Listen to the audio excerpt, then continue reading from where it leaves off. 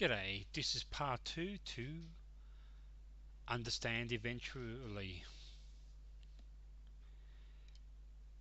This was first written in July 2013. Dreams are only as real as they last. We all want to belong. We all want to be loved and accepted. Some more than others. Some are lost without the acceptance of others, fearing self-imposed rejection. For me, for so long I wanted to be in love, to find someone, and to find something as close as I truly had with my first relationship. But I realized what I thought I wanted and was what I didn't need. Now, if I was to say to you, you are the driver of your life, the destination is yours to decide, what would you say to that? Why do some rush into love when the option is to take it easy, to get to know each other? It is because of loneliness, or is it because of self-imposed biased restricted that our society places on us in TV shows, media, movies, film?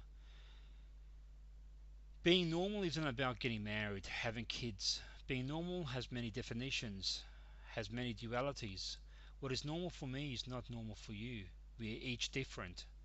This is what I have learnt, that the only true acceptance and the only true love that matters in the end is the love and acceptance that you have for yourself. If you are not happy with yourself, how could you make somebody else happy? And love isn't some fantasy or some fairy tale. It is hard work. It is commitment. It is above all acceptance of limitations and of frailties.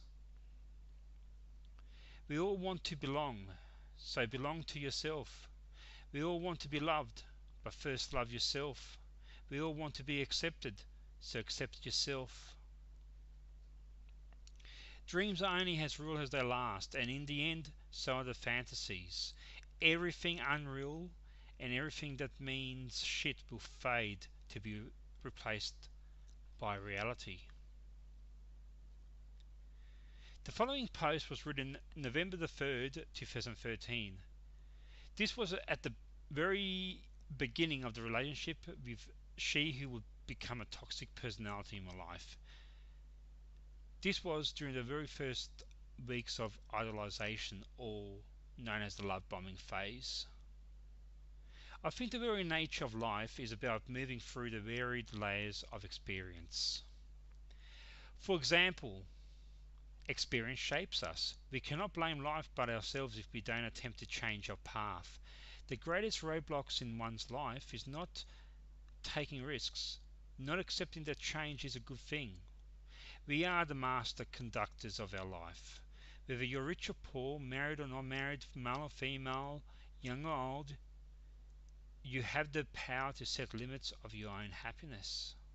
I'm talking about the happiness that is born not of wealth, for that is fake, but the happiness that is born from knowing you have done what you can, and above all, have been real.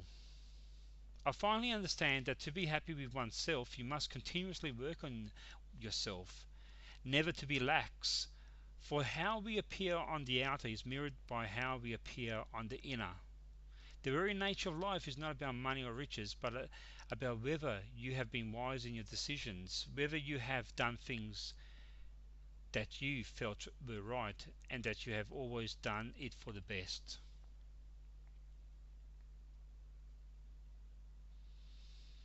From a post on November 10th, 2013.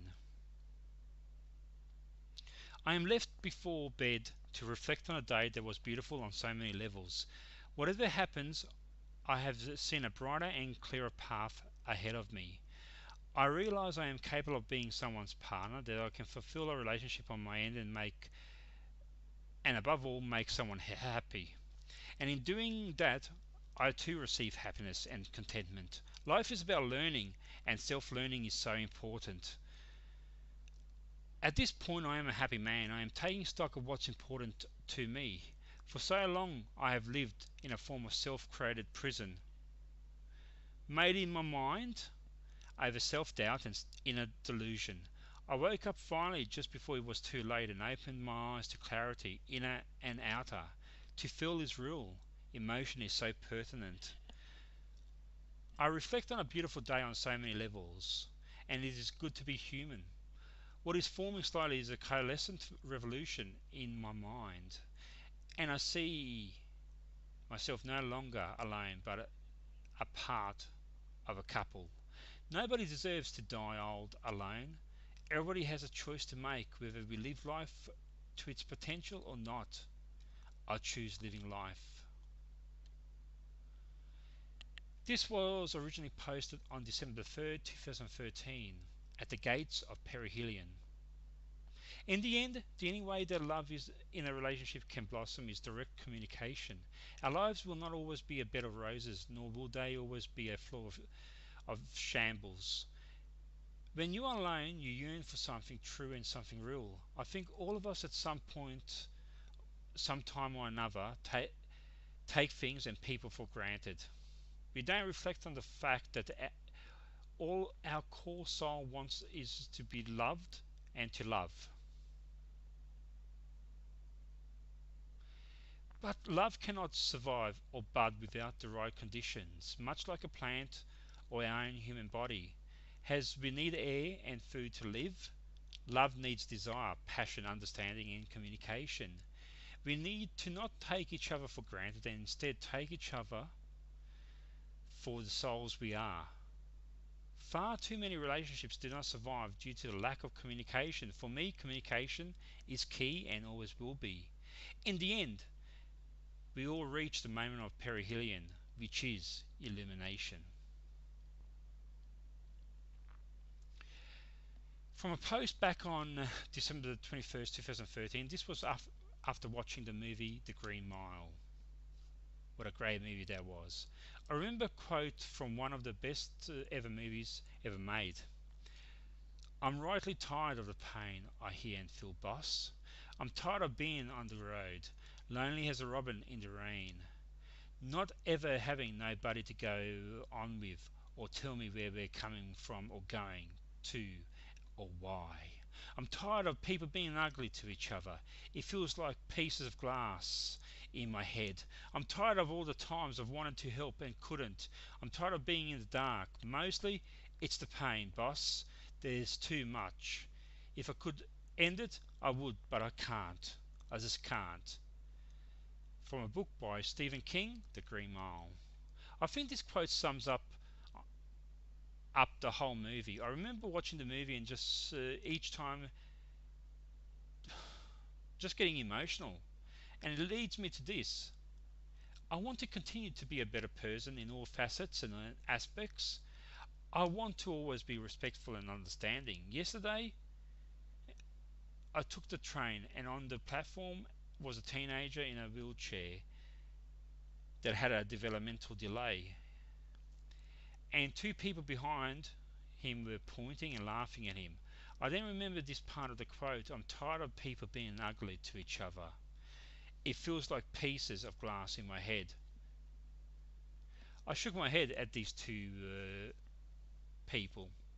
Then there was the traits of jealousy, malice and retribution. Why can't we just try to focus on the beauty of us and the world around us? I know I always will try to. How about you? Breathe, open your eyes and smile.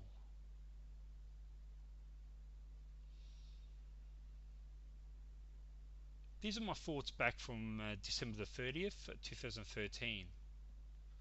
I am childless, sorry, because I choose to be. I have never believed I would make a good father after having a disastrous childhood. One of the main reasons I have never wanted to have kids is that too many adults project their own wants and needs on their kids.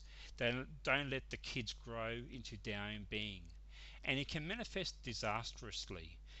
It makes a kid feel undermined, puts so much pressure on them, not supported, and can seem like a dark period for a kid.